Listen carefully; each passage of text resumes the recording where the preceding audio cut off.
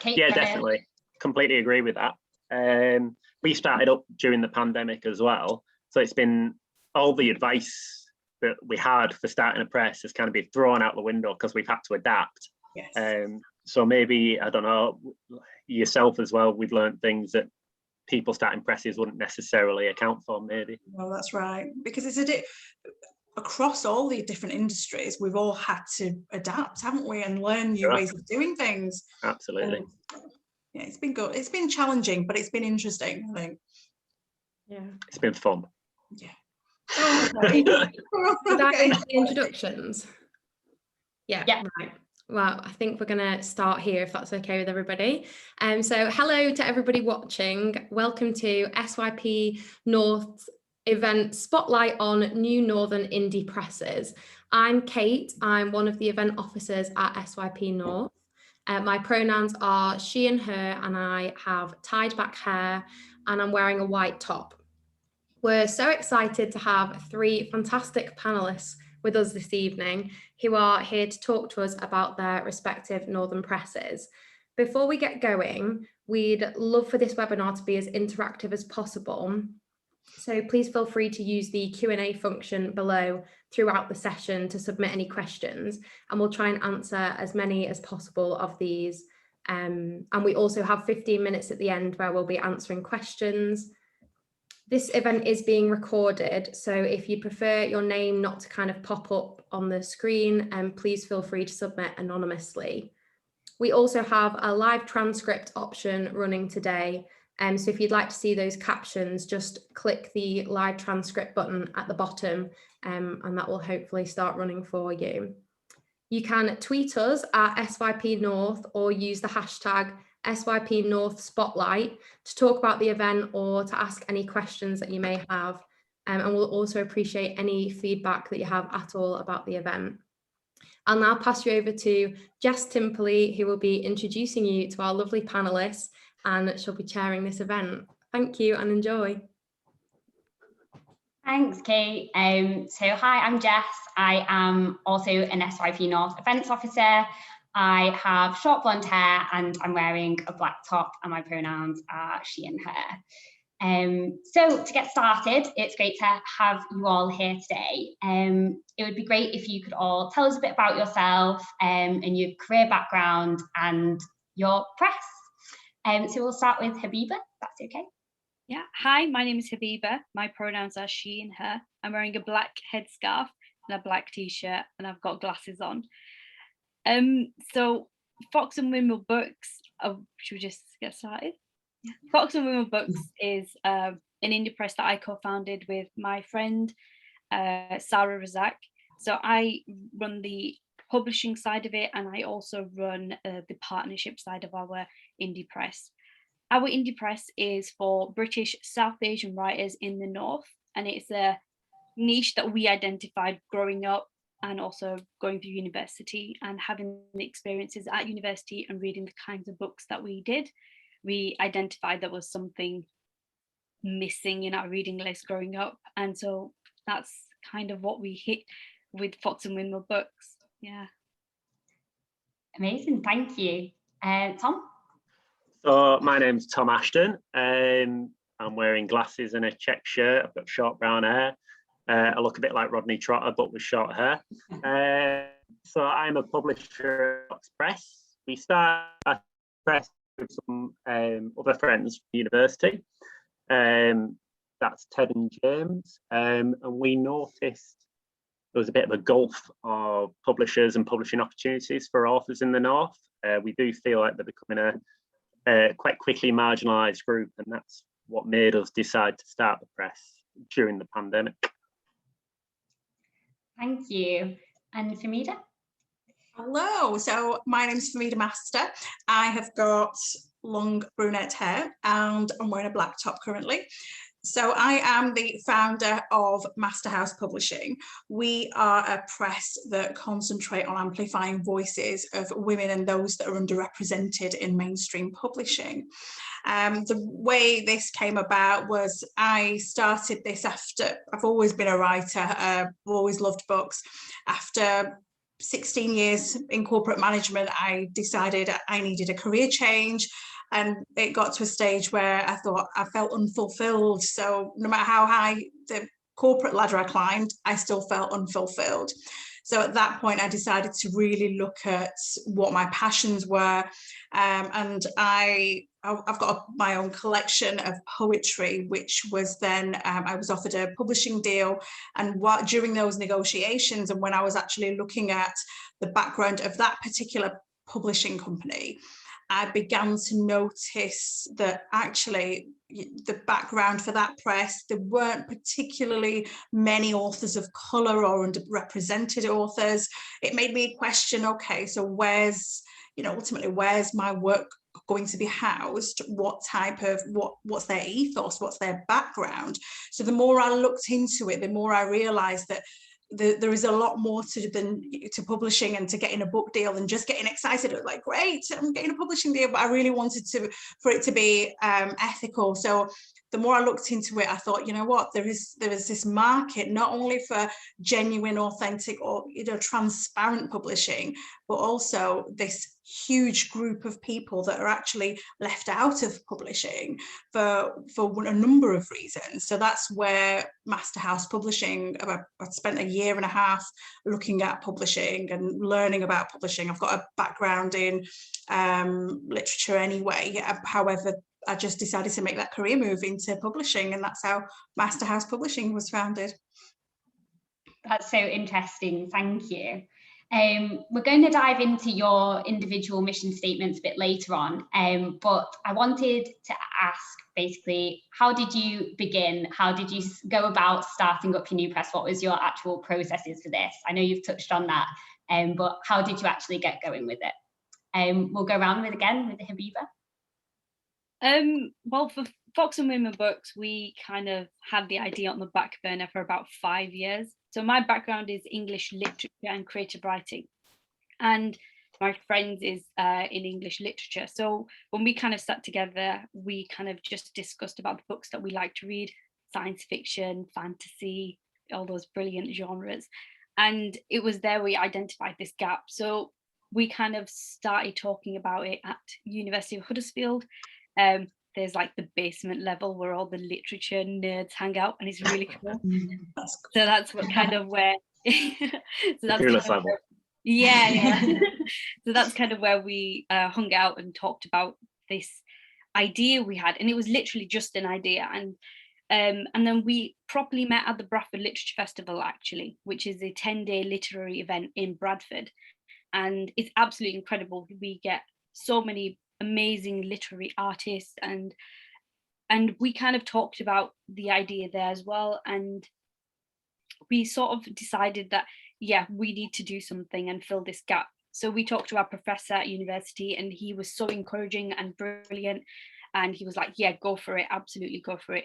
And we kind of didn't do anything with it.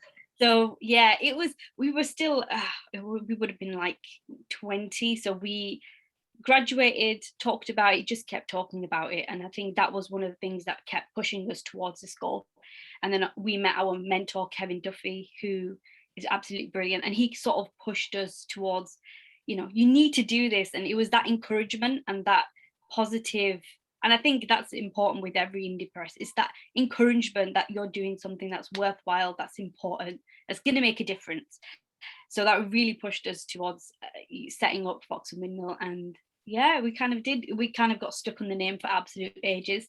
And then we went for a walk in Haworth, went to go see the parsonage, and the idea for Fox and Windmill just like sort of came to us, and we were like, yeah, this is it, we need to get started. So yeah, and then I think the first real part of it hit was when we set up the company, unregistered it, and that was like the moment, and we were like, oh, it's real now. So yeah, I think that's kind of how we started and how we began our journey. That's such a great story, and I personally think it's a great name, so well done on that. Tom, how did you get started? Well, yeah, kind of similarly, it's interesting to hear that journey from kind of university. It was the same for us as well. So me and my two colleagues, we were working on university magazines and things like that. That's when we first realised we could work as a team. And then when we left university with creative writing degrees, we'd all decided we were going to write a book each and make 10 million quid each and then just retire. You know, it was all planned out and fine. Obviously that didn't happen. So at that point we were kind of looking at publishing as just to do with the degree, and we were looking at it and we were thinking, oh, we actually really like the look of this, but there was such a gulf in publishing opportunities in the North in comparison to the South. By the time we'd applied for all the publishers in the North, between us, we'd been offered a couple of opportunities down south, but we didn't want to move down south. We couldn't understand why we had to relocate in order to work in publishing. And it was at that point we decided, hang on, maybe Northern authors are particularly marginalised in this industry. And that's when we decided to start Northodox Press. We all love a good pun, hence the name. North. No, we don't necessarily like funny puns, just yeah. Yeah, so then, like as Habiba says, as soon as the company became, we kind of registered the company, that's when it all started to become very, very real. I was a bit reluctant at first. It was James who pushed me. So being in a trio has been actually quite good, because I'm overly cautious, and he's there sometimes to make me do stuff, basically. Make me do stuff that I'm too cautious with, and also tell me off for being stupid when we're being impulsive. We work really well as a trio. That sounds good. Teamwork is always the best, and really interesting that it was a university thing as well for you. Fehmida, you've touched a bit on your sort of journey, but what was your initial steps to sort of setting up Masterhouse Publishing and getting that going? I think for me, it became a personal mission almost. I just thought, this is, because it was via after the negotiation part of a publishing deal, I just thought, no, the more I began to unpick the contracts, the more I began to unpick the background of this particular publishing company, I thought to myself, okay, is this something that I should be looking at? Should I just sign on the dotted line and get my books in the shop? You know, I was conflicted. So the more I looked into it, the more I thought about it. I meditate and I pray. So I was praying on it, meditating on it, thinking, oh, is this right for me? So the more I looked into it, the more I genuinely, it was at the back of when the Black Lives Matter movement was really gathering momentum last year as well. And the more I then looked at this particular press and different presses across the country even, I tried to understand whether actually, do they publish authors like me, that look like me, that write like me? If they do, how many have they published? Have they published, have they only recently started publishing people like me? Have they always been advocates for diversity in publishing? And it was when I actually then just did general even Google searches, you realize that the majority of presses are actually run by white males. And it's very disheartening, actually. Even in the boardrooms, you realize that there aren't many white females even. So I thought to myself, gosh, somebody like me, we don't stand a chance. So it became more of, it's great. So, I love that Habiba and Tom have had this fantastic network around them, and, you've had this support and you've had the mentorship. For me, it was the complete opposite. It just became a mission statement to empower women like me, and empower women who are, and even men who are underrepresented, because you just don't see these stories being told. So that's how Masterhouse Publishing, obviously the Masterhouse, my surname's Master. I've no brothers, so technically my name wouldn't carry on with my dad's name wouldn't carry on. So I kept it as Master, and it was more about empowering and uplifting and being as inclusive as possible. And literally one of the founding principles is that it's about inclusivity. There is an understanding that the market is vast, and just because you don't see titles published, I mean, some of the statistics that I read when I was looking at starting it, 4%, 3%, jumping from 13% to 11% of authors that are authors of colour and working in publishing. I just thought it was diabolical. And it was that spurred me on. And it became a mission. I feel as though it's just become my mission to write. I want to uplift and involve and include as many women as I can. So from all walks of life. So that's how I started that. That's great. It's actually really empowering and uplifting to hear you speak about it. So thank you. So a nice one. Next, what has been the best thing about starting your own press or working at a newly established press in the North? Habiba?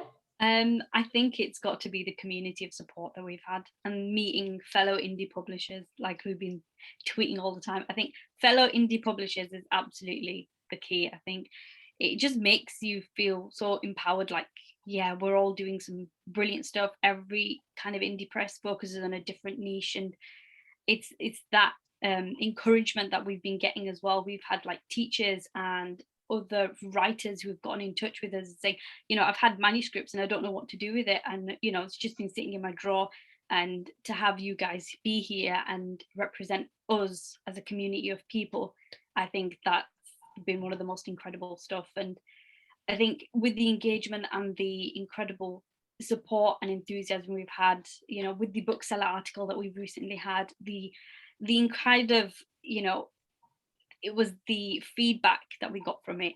People are saying, you're filling a gap here that's so big, why haven't people talked about this gap before? Why haven't people done something for it? So we're just so happy to be able to be here and to actually represent our community. I think that's the most important and the most amazing thing for us. That's so lovely. It must be so nice to get feedback like that and have that that response. Thank you. Tom, what's been the best thing for you? Yeah, as Habiba says, kind of the relationship within amongst indie publishers is just really empowering. If you look at the big five in London and their reach, to hope to compete with something like that is so daunting in the first instance. But then you start to build these relationships with other indie publishers. For example, Northodox, we specialise in crime fiction. But if I received a really good piece of, science fiction, there's always another person I can pass that on to. I can say, have you tried so-and-so at so-and-so? And, I can email that person and say, wait for this submission coming in, because this submission is going to be brilliant. And it's all about bringing that right into the forefront and giving these people these opportunities that they might not get if they just went to one of the big five in London or what have you. So being able to offer that opportunity is really part of the driving force of Northodox Press, and it's what drives us as publishers. And just being like, I went to an event in Manchester that I talked about a little bit in the warm-up, and just hearing people come up to you and say, you've provided this opportunity and it's really good what you're doing, and it's really nice to have that kind of reassurance that you feel like you're doing the right thing. That's so nice. That community and the feedback seems to be a really strong thing amongst indie publishers, but also in the North as well. So it's lovely to hear. Fehmida, how about you? Best thing about setting up? I think for me, it's been Masterhouse Publishing. We've got an online journal, so we've opened it up to women who are novices at writing or who are professionals at writing, but it's just a place for women and those that are underrepresented to be able to put their stories, put their poetry down on paper, submit it to us, and we would feature it on our website and on our social channels. Now, the feedback from the people that have submitted, the writers, it's when they say to us that it's made them feel as though their voice matters. That's the best thing. Because that is ultimately what it's all about. It's about making sure that the voices that are not normally heard, that are just lost in all of the rest of it, just because you don't come from an educated background, just because you don't have friends in the publishing industry, doesn't make your voice any less valid. you know, if anything, you are the type of people that we need to hear more from, because it's your stories that we're not hearing. We've heard so many, you know, I'm not going to generalize, but we've heard from so many different parts of the community, but it's those pockets within the community that we're missing. So for them to come up to me and say, you know what, I felt heard, I felt seen, I felt as though what I had to say was valid, you can't beat that. There is nothing that's more satisfying than that, because you know that then that person is going to continue writing. They're going to see people represented, the people that are reading it, they're going to see themselves represented in that piece of writing, and they're going to continue that writing journey. Therefore, hopefully one day they'll get published somewhere and they will feel empowered that they were seen. And you can't, you know, in this day and age, in a society where it's all about who can be better and cancel culture and, oh, you're not quite good enough, what's more liberating than that little bit of kindness to really empower somebody? So for me, it's that feedback. It's incredible. It's amazing to hear women and those that are underrepresented to come up to you and say, thank you, I felt heard. That's certainly the best thing. It must be such a good feeling, and I love that idea. It's so original to do that journal and sort of feature it on your website. I love that. Thank you.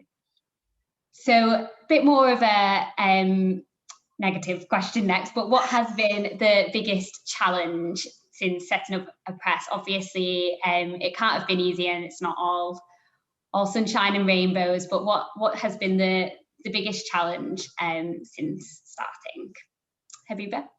Oh, I think the biggest challenge for us, because myself and my co-founder Sarah, we're both very creative people. We are, you know, give us some artwork to look at and give us some books to read, we'll do that brilliantly. But I think, and I don't know if it's with everybody else as well, but the financial side is quite hard to navigate sometimes. And I think we've been very, very lucky. We've been also mentored by the director of central finance from Penguin Random House. So that's been pretty amazing for us to be able to have that big support, to be able to navigate the world of finance when we probably couldn't have any other way. And obviously, like I say, we've been able to reach out to a lot of other people to help us with the financial thing. So it's a challenge that we're trying to overcome slowly, but I don't know about everybody else. It's always hard for creative people to get the hang of numbers. I think that's a shared thing in the literary minded. Tom, biggest challenge for you? I mean, it's hard to pinpoint one, isn't it? It's kind of been a mixture of a few things. So we didn't really have any guidance. We set up. We've learned everything just kind of as we've gone. It was really difficult to kind of the marketing side of it, just to get seen initially, to get those submissions in.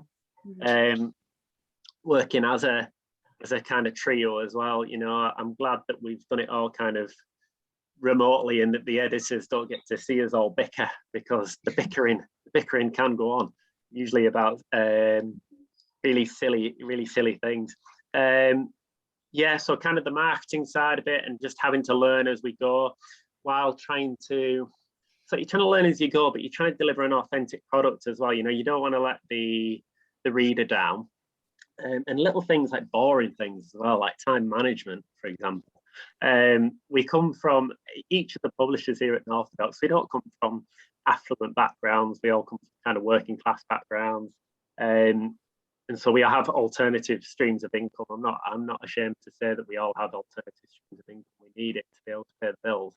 And so finding the time to kind of manage the press around that, it's been a real toil, you know, getting up at like 4 or 5 a.m. just to be able to get the hours in, and then taking calls on lunch breaks, and then after work as well. You know, it can be really strenuous, but I think when you're passionate about what you're doing, and you know you want to make a change, you find the time, don't you? That's really inspiring. Yeah, I think it's a shared problem amongst people that you know that trying to do the time management and juggle different jobs. So hats off for doing that. Fehmida, how about you? Biggest challenge? I think for me it's keeping myself going, because I'm doing this majority of the time on my own. I've got 2 volunteers that help. However, it's the book stops with me. So until obviously I expand and I actually get people on board, for me it's keeping myself going and believing in the mission statement enough to know that you're making a difference, to know that, you know, the fact that sometimes it is, like Tom said, you just think, oh, you know, it is hard spinning lots of different plates. We do have our lives to, you know, to actually live around publishing, but it's about making sure that we look after ourselves too. So for me, it's probably coupled with lockdown, those feelings of isolation, maybe just a little bit it's just a little bit overwhelming at times because it is so big. But I think it's been good to network, like Habiba said, to have those social connections. It really helps to keep you going on those days where you think, okay, this is a little bit much, I'm a little bit overwhelmed here. So I think for me, it's more that side of it, is just trying to constantly make sure that you're doing the right thing, that you're making the right decisions. And I think that's probably from my point of view, it's because I am pretty much doing this a lot on my own. So yeah, thank you. Those were all really interesting answers. So I'm going to ask you an inevitable question about the pandemic, but hopefully we are seeing the light at the end of the tunnel. Do you feel the pandemic has affected the development of your press? And in what ways do you envision your press developing in a future post-COVID? Habiba?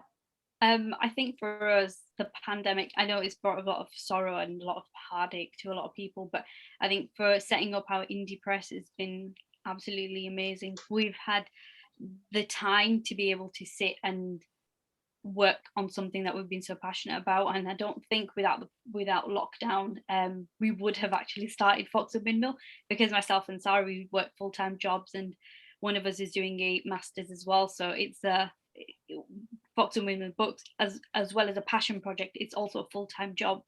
So being able to be at home and, you know, taking phone calls, like Tom was saying, doing meetings and that kind of thing, it's been incredible. And I also think with lockdown, I think people have gone to books to read, and people want stories and people want that connection, especially being at home alone maybe, or, you know, being isolating as well. So stories really bring that escapism, and I think that's so important. And for us, setting up Fox and Windmill Books it's just been brilliant within the pandemic, because we've been able to do loads of stuff, things like this, for example, you know, we wouldn't have been able to do it otherwise. And in terms of post-lockdown, post-COVID, I think it would be brilliant just to do more in-person events, because we'll be having some workshop sessions as well, so I think doing that in person will be absolutely brilliant, and we have events lined up as well. So, you know, fingers crossed all of it goes really well. And obviously we were talking before with Tom, you know, with the book launch and stuff like that, I think doing those post-COVID will be brilliant. So yeah, it's so nice to hear you've had some positivity come out of an otherwise more situation. So Tom, how about you? It's so great to hear Habiba talk about kind of a positive that's come out of the pandemic. I think it's almost a bit controversial to do that, but I mean, speaking personally, I have to be extroverted for business promotional reasons, but I'm naturally quite an introverted person. So working from home, just like my alternative streams of income, it's very draining.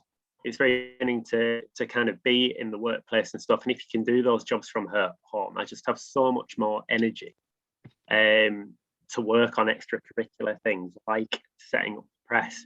So, I mean, from a business point of view, we've learned to be more agile. We've learned these different ways of reaching our readers that maybe we wouldn't have done without the pandemic. We've learned the importance of social media and how to use that. What we're doing now via Zoom, I mean, would we have done this? We'd be sitting around, we may be sitting on a long table. This is a different way of doing things that maybe reaches people who don't want to go out, are anxious about being out in those kind of events. So this is a new way we've learned to kind of evolve to engage with people. In terms of what we see ourselves doing after COVID, as Habiba just said, we had a book launch last week, and it was fantastic to be able to speak to people in person again. rather than wait for an email back or whatever, to have those kind of natural conversations as well. And, you know, see people's faces light up when they hear about the opportunities that are there. It's really good for morale, kind of, for publishers and pushing us forward. Amazing, thank you. And Fehmida? I think lockdown made, I mean, like Tom and Habiba said, it gave me the opportunity to really look at what I wanted to do with the press. I think if we hadn't have had this opportunity to really sit and reflect and have that time to really see where we could take it, it could have very easily been a very, you know, just another press type of thing. But to actually have that opportunity to really sit back, reflect and think, okay, we can do this with this. And it's because it's like they both said, that it's made us really rethink and think outside the box when it comes to publishing. I think it's given me the opportunity to really think of the potential for growth. So going forward, being able to do, because we do a lot of poetry, so to be able to do more open mic nights that are more inclusive, that aren't just, you know, in a pub somewhere, but that are actually inclusive, maybe in a tea room, so you've got a whole variety of people that can actually attend, or we've got in-person workshops like Habiba said. Just be able to have that human interaction again, definitely looking forward to that. And it'll be good because we've made these connections now on social media. We've started to, should I say, make these connections. So then be able to then talk to these people in person, to meet them in person, it'll be really interesting, and it'll bring a whole different dynamic to their networking as well, because up until now, I'm sure, like both Tom and Habiba, all we've done is network online because of the lockdown, but to be able to do all of that in person, I'm really looking forward to that post-pandemic. Yeah, I think it brings there's been so many good things about Zoom and accessibility, but networking in person as well brings a whole different set. So hopefully hybrid events and things will be really great for the publishing industry.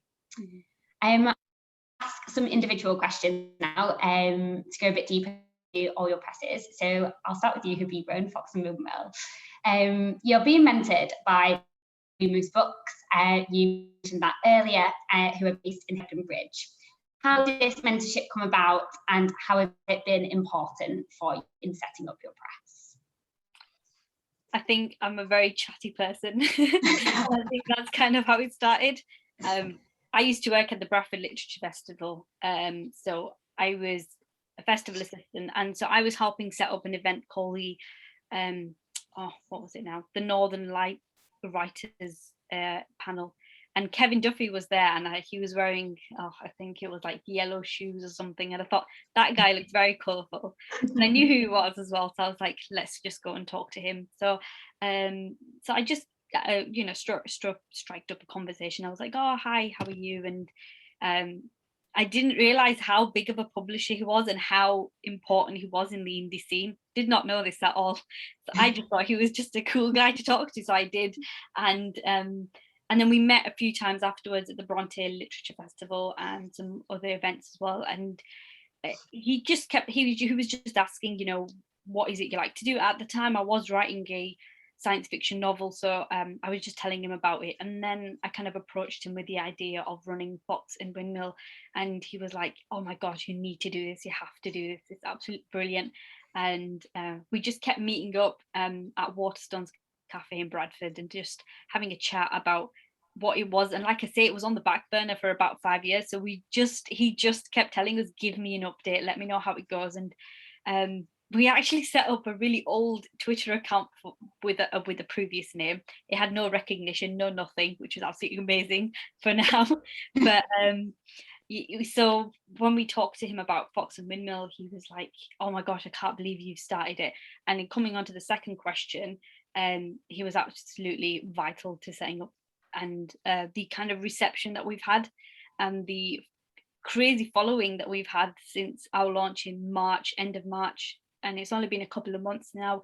You know, we've been very, very lucky, I think, because of the mentorship. You know, we've been picked up with the bookseller, for example. We've had incredible events lined up as well. So I think he was yeah, pivotal in the point that he just, you know, spread the word, and since then all sorts of brilliant stuff has happened. So yeah, he's been a brilliant an incredible mentor as well. And I think it really helps having a mentor, because we knew not a lot about the publishing industry when we started it. I had some background experience. I did some placement at Penguin Random House. I worked at Bradford Lit Fest, so I did have some experience. And as to Penguin Random House, I kind of left after a week because London was horrible and it was terrifying, absolutely terrifying. Just being alone. So being in the North and being able to be mentored by Kevin Duffy, you know, he's local Hebden Bridge, and just to have that amazing and incredible, I think. Yeah. That's so lovely to hear. It really reflects what a lot of you were saying earlier about that community and the support that we have in Northern Indies. So it's lovely to hear. So Tom, next one for you. So Northodox mission statement is to cater to crime fiction readers who are exhausted by a book market, oversaturated with stories of a London-centric Britain or the cosy crime of the Cotswolds, which I love. Why did you feel this breakaway within crime fiction was important? So first of all, you can thank my colleague James for writing that. He's kind of the wordsmith who does the copy on the website. Yeah, I think what it was is when we left university and we'd come from kind of a creative writing background, we knew what was selling. We were all a little bit bored by it. You know, we were all trying to write things at the same time, and it was too niche, you know, not very commercial, too niche. And then as soon as we opened the publishers, it was like the submissions we were getting in, it's like, hang on, this guy writes like me. Other people write like this. If we can provide this kind of opportunity for, you know, someone who writes a little bit like me, writing I like, let's get it published. I mean, if you're not going to get this published anywhere else, because it might not sell very well, you know, we're willing to take that risk. And I think as an indie publisher, you walk that line between what you think might sell, but you also kind of, I don't know, you hold back almost a little bit. You kind of retain that individuality that, yeah, it doesn't matter if we take a bit of a loss. This is brilliant, and this is exactly why I want to publish it. And publishing that kind of crime was really important to me and the other two publishers, who they have their own niches. Like I like stuff that's a little bit weird, like a little bit zany. One of the other publishers likes stuff that crosses over into science fiction and those kind of crossovers as well. So I think just having that kind of individual taste was, I mean, why we wanted to break away from what was the norm. Yeah, love that. That's really interesting. And another spin-off one for you, Tom. What kinds of crime writing have you published so far, and what are you looking for now in submissions? So we really love that kind of crossover. So we've done kind of crossovers into crime that has more of raises more, like some awareness about mental health. We've done stuff that branches out into science fiction that you might think at first instance it's like it's just a science fiction book, but then you read a bit more and it's all about this detective in a near future kind of city who's investigating a crime, and it's not that far in the future, but just far enough that you know it's science fiction. You know what I mean? So we really love those kind of crossovers, those things that are a little bit niche that maybe people have sent out and had rejected by, you know, the big publishers. Those kind of crossovers and those niches are exactly what we're like. If you think your writing's too weird to be published, that's what we want. I'm sure you'll have an influx of submissions now. So Fehmida, to talk about Master House, you have a mission and a vision, as we've said, to empower, strengthen and amplify as many voices of women and voices of colour as possible. You've already talked about how you're already doing this. It's clear you are. Do you have any future plans or anything you can tell us about what you're doing in Master House? Yeah, but quickly back to Tom. So I want to watch that on Netflix. So get that out there so I can watch it on Netflix too. That's the kind of stuff we need. I love it. I just have to say that. The Netflix deal's pending. Yeah, that's what we like to hear. Yeah, proper Northern talent being, yeah, I'm here for that. So the mission statement. So it is about empowering, and it is about I'm genuinely, we're so passionate about making sure that voices are heard, and it's not just the online journal. There are lots of things happening that we're really excited about. One of the things is we've got our incredible journalist who's going to be doing some mentorship. We've not actually announced that yet, but we've got some really, and again, it's about making sure that publishing is inclusive. It's making sure that it's not just the elite few, it's not some elusive industry that you have to have contacts, you have to have a particular type of education.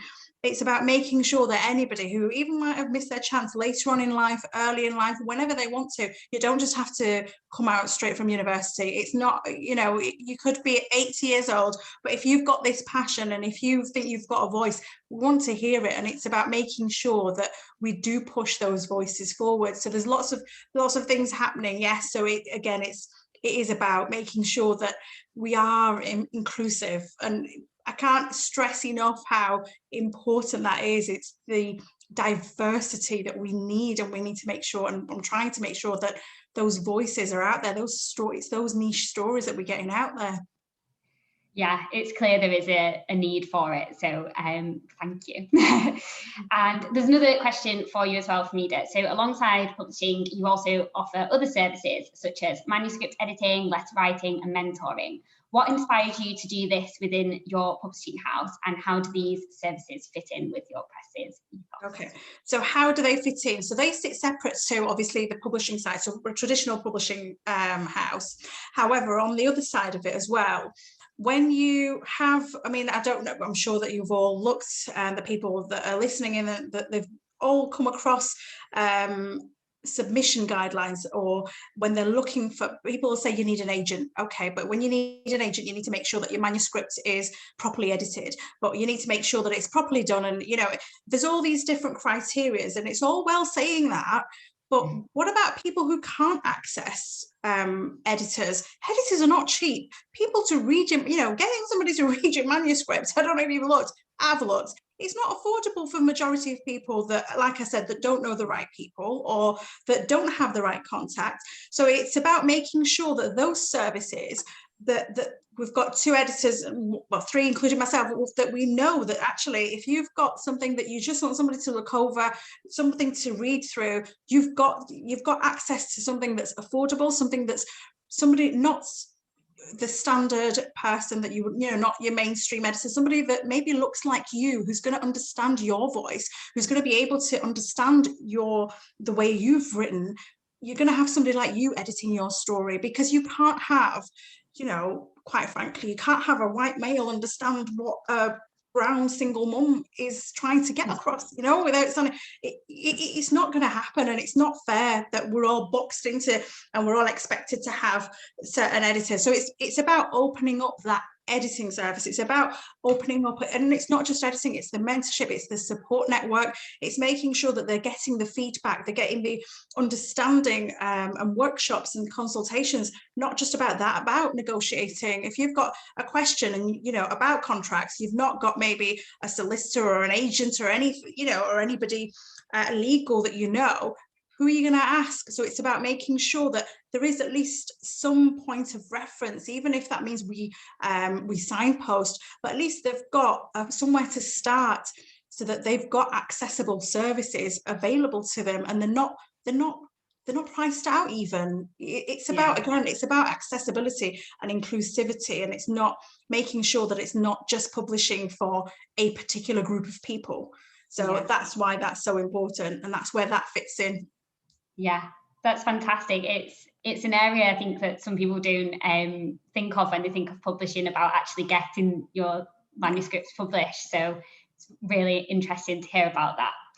I've got a final question for you all before we open up the floor to audience questions, and that is, how important is being in the North and being based in the North for your presses? Habiba, we'll start with you. Super important. I think being anywhere else, I can't imagine. I think being in the North, being with, it's a grassroots program, what we're doing here in Bradford as well, and all the people that we're talking to, our website designer, our the people who designed our logo, they're all Northern based, and our pub printers are Northern based as well. So I think honing those creative young talents as well is really important, especially in the North. And you know, we shouldn't have to go to the South, I think, and we should not have to go to the South to have these incredible opportunities. I think there's so much space here, and there's so much room for creative young people to be here in the North. And yeah, I think just being here is brilliant, and to have all these incredible indie presses as well here in the North. I think I don't know if we could survive anywhere else, just because of the community of support that we have here, and because everybody's focusing on a completely incredible and different niche. I think the connection, and like Tom was saying, if somebody doesn't know where to go with one manuscript, they'll go pass it on to another. Fehmida and I have had that conversation as well. So I think, you know, those kind of things are so important. You couldn't imagine paying a random ass having a manuscript and passing it on to Simon and Schuster. So I think, yeah, being in the North is super incredible and very important, because it provides an opportunity in the platform for the creatives, and not just in the writing profession, in every profession, I think.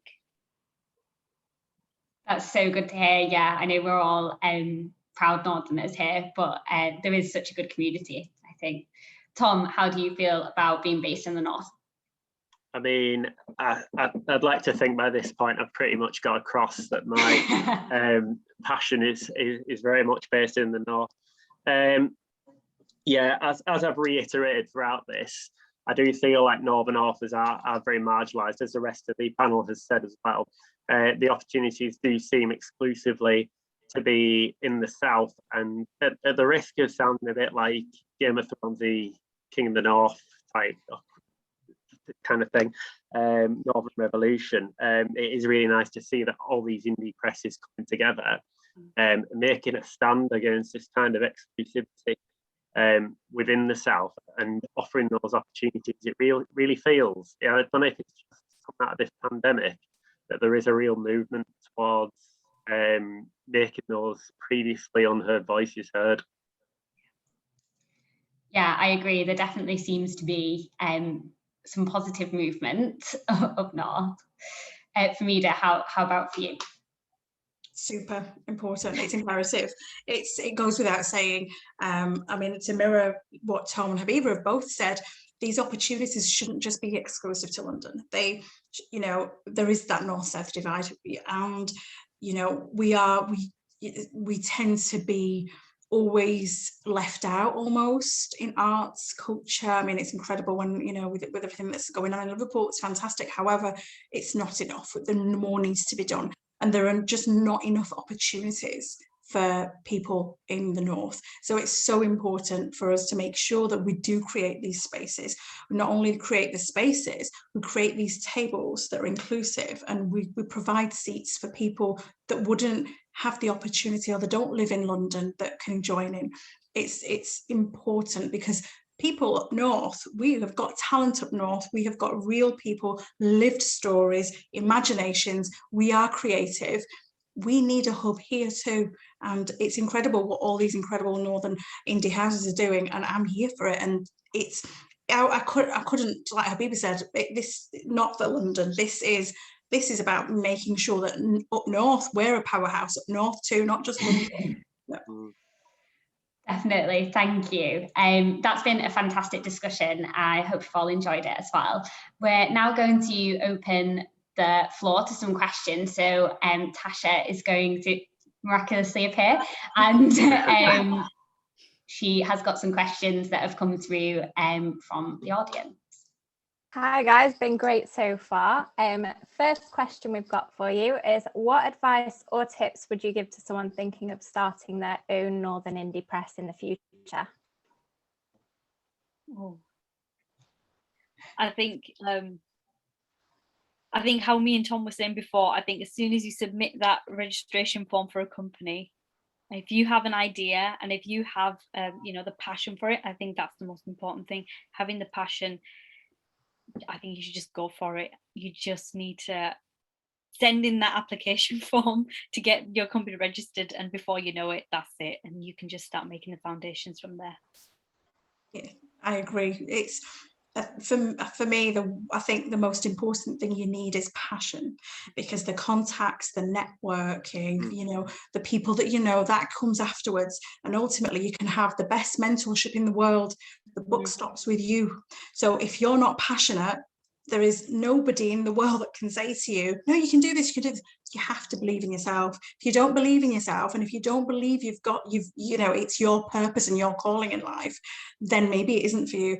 But if you think you've got this, that, you know what, I love books, this is for me, it's about having that passion inside. So definitely make sure that it's something that, it's not something that somebody's telling you that you'd be good at. It's not somebody, it's great that you have that support network. However, believe in yourself that, you know, when everything else falls away, this is still something that you want to do, and you've got that passion to carry yourself forward, because people come and go. You need to be there for yourself, and that's super important, that you believe in yourself for it.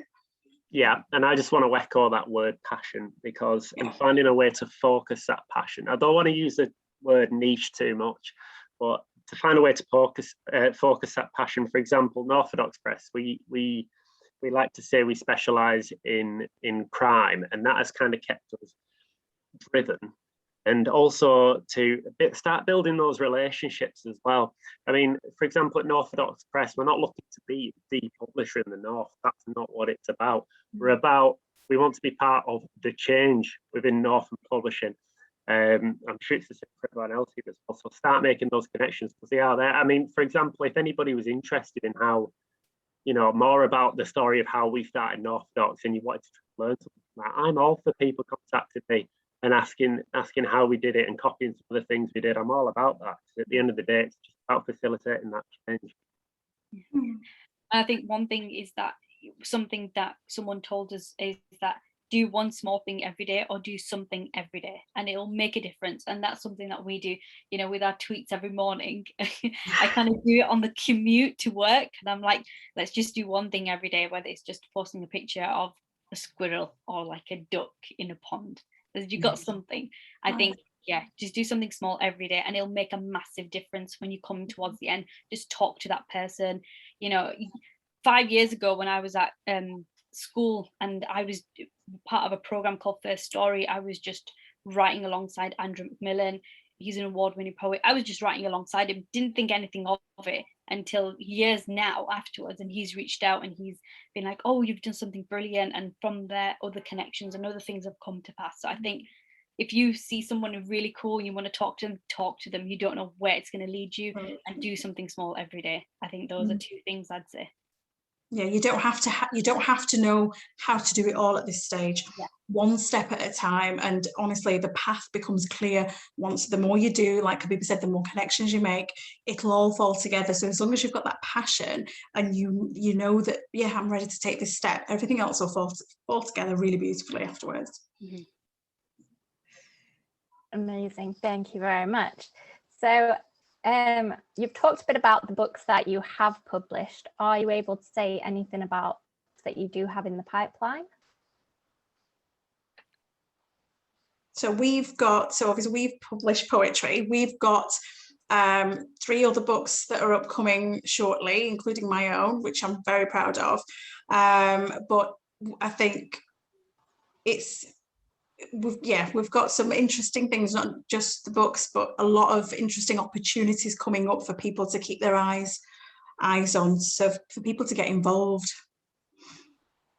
I think for Fox and Windmill, we are not accepting manuscripts just at the moment. We'll be doing that next year, but at the end of July, we will be launching a competition for short stories and poetry to publish in an anthology. And we have some incredible authors and writers to be involved in this project. So your work will be featured alongside them. And I think that will be launching July 31st. But if you have anything right now, you can send it to us, submissions at Fox and Windmill. And we've also got a couple of events coming up as well. So we've got, aside from this brilliant one, which is fantastic, we do have an event during the South Asian Heritage Month at Huddersfield for the Sangam Festival.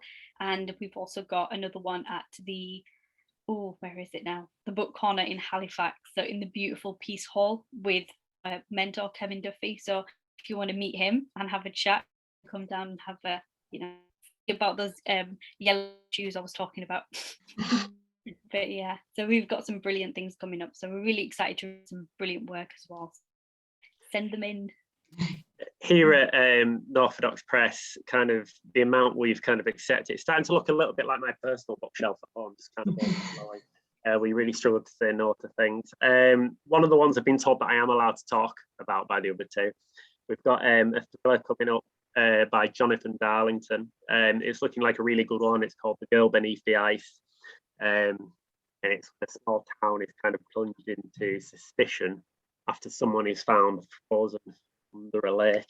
And I've been told to say it's a chilly thriller. Yeah, so we're really excited. Yeah, we can't help it. We just can't help it. So we're really excited about that one. We're featuring heavily on quite a lot of podcasts going forward, which I really enjoy them. So yeah, just follow our keep an eye out for those. Really exciting. We've also got at the minute with what we've got on at the minute as well. I don't know if anybody's seen. We're working in partnership with South Asian Heritage Festival, and we're showcasing everybody's stories with regards to, it's called the Native Flower Series. So it's about talking about the stories of grandmothers and mothers that have emigrated and have travelled and everything that they've left behind. And we've actually got a live event on the 28th of July that people will be reading their workouts, all the poetry, and talking about their stories, reading out their stories. So that should be a really good event, and we're quite proud because it's on the official calendar for South Asian Heritage Month. So we're really excited about that too. So if you've got any poetry or stories about celebrating your heritage, send them through. Fantastic. And I'm going to combine a couple of questions just for a quick last one. Where, if you are based somewhere specific in the north, where are you based and how many people are on your team? We're based in Bradford. So Fox and Windmill Books is based in Bradford, and in our team is a team of 2. So small, but we get the work done. So. So we're based in several places. I like to say that we have offices in 3 different places, but really it's more like spare rooms. So I'm based in Cumbria. Ted is based in Sheffield, and James is York. We're a team of 5. So it's the publishers and the editors, and we also have a couple of bloggers and proofreaders and things like that as well. So with us, there is me, and I've got 2 volunteers currently. So it's pretty much a 1 woman and 2 helpers, 2 wing women. Yeah. So that's where it's standing at the minute. But we're looking to expand and recruit soon as well. So that's another opportunity that'll be coming up. And we're based in Bolton, in Greater Manchester. Yeah, forgot that. Yeah, we're in Bolton, sunny Bolton. Amazing to hear all these northern presses and where you are. You're kind of covering a lot of the north. So that was really interesting, and I hope that everyone has enjoyed watching the chat as much as I have. And thank you to our fantastic panelists, Habiba Desai from Fox and Windmill Books, Tom Ashton from Northodox Press, and Fehmida Master from Master House Publishing. And thank you as well to Jess from SYP North for chairing this event. You've all been amazing. It would be great to hear any feedback you have from tonight's event. So please let us know if you'd enjoyed the discussions. Our Twitter hashtag that we've been using for this event is #SYP North Spotlight. I'm sorry if we didn't get around to answering your question. There have been so many great ones coming through. So please do keep an eye out, as we'll hopefully be able to answer more of those in the next couple of weeks. And you can stay in touch with SYP North through our social media and our newsletter, and the links to those should be popping up in the chat box. We want to say a huge thank you to you all for coming to the event and for being so engaged. You may have seen we have been holding a giveaway on Twitter this week for 3 amazing books chosen by our panelists, and it's now closed, but we'll be announcing the winner soon. We also have some other exciting things happening at the moment.